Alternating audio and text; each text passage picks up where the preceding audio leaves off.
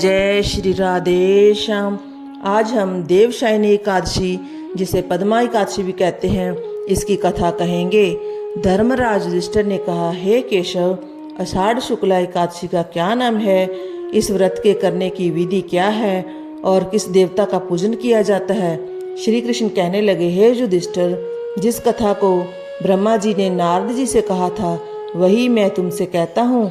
एक समय नारद जी ने ब्रह्मा जी से यही प्रश्न किया।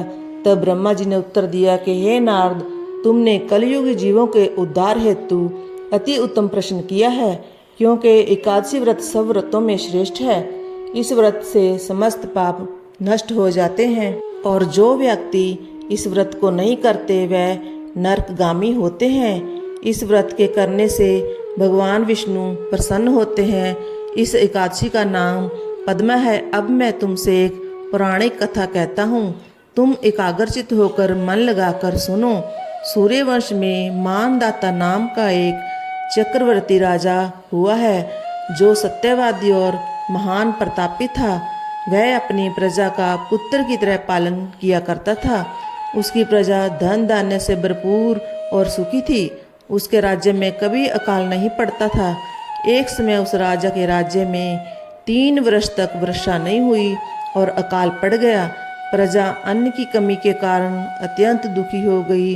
अन्न के ना होने से राज्य में यज्ञ आदि भी बंद हो गए।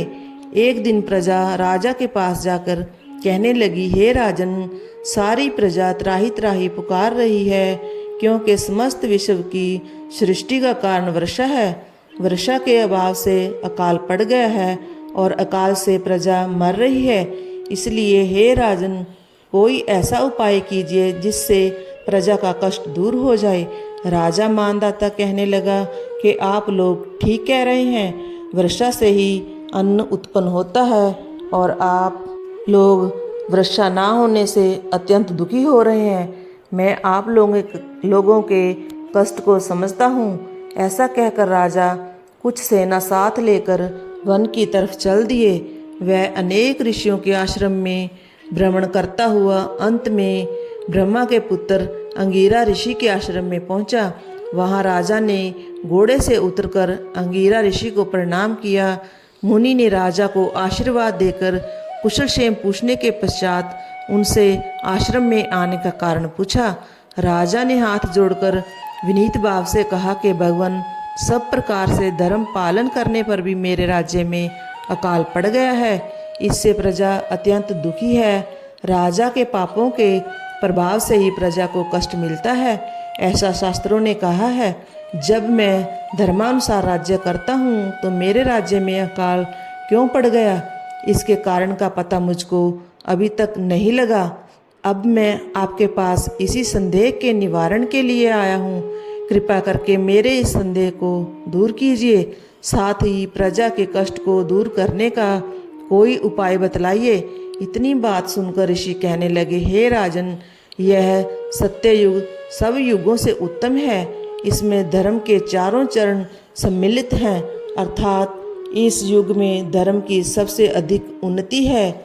लोग ब्रह्मा की उपासना करते हैं और केवल ब्राह्मणों को ही वेद पढ़ने का अधिकार है। ब्राह्मण ही तपस्या करने का अधिकार रख सकते हैं, परंतु आपके राज्य में एक शूद्र तपस्या कर रहा है। इसी दोष के कारण आपके राज्य में वर्षा नहीं हो रही है। इसलिए यदि आप प्रजा का भला चाहते हैं तो उस शूद्र का वध कर दें।